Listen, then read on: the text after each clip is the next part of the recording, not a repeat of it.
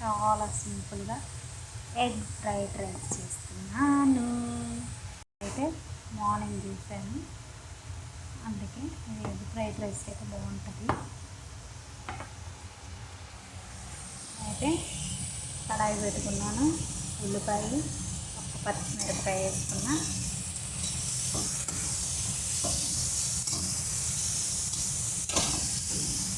ఉల్లిపాయ అయితే వేగిపోయాయి. నేనైతే ఈ 6 ఎగ్స్ వేసి కొట్టేస్తున్నాను. 6 గుడ్లు కూడా రఫ్ అంట కొట్టేసాను. ఉల్లిపాయలో కొట్టి ఇచ్చి పడేసాను. ఇప్పుడు కలిపేద్దాము. కస పిస మస అంతా మిక్స్ చేస్తున్నాను.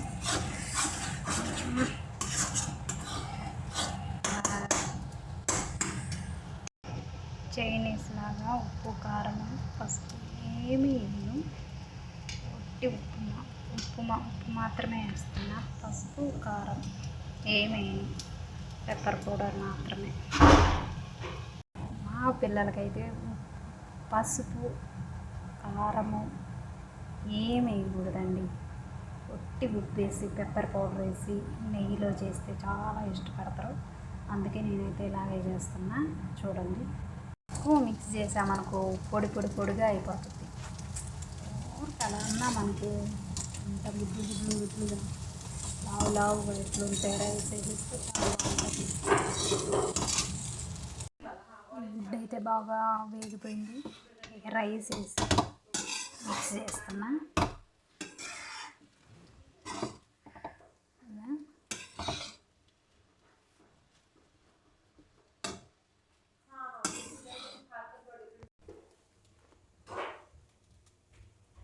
ఇప్పుడైతే నెయ్యి, పెప్పర్ పౌడర్ రైస్లో వేసేస్తున్నాను. ఒక స్పూను గీ వేస్తున్నా. గీ ఒక స్పూను పడట్లేదండి, కూడా తగినంత వేస్తున్నా.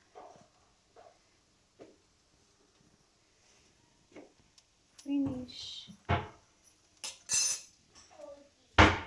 అయితే రైస్ అయిపోయింది. Bye bye. వీడియో నచ్చినట్లయితే లైక్ చేయండి, షేర్ చేయండి, సబ్స్క్రైబ్ చేసుకోండి.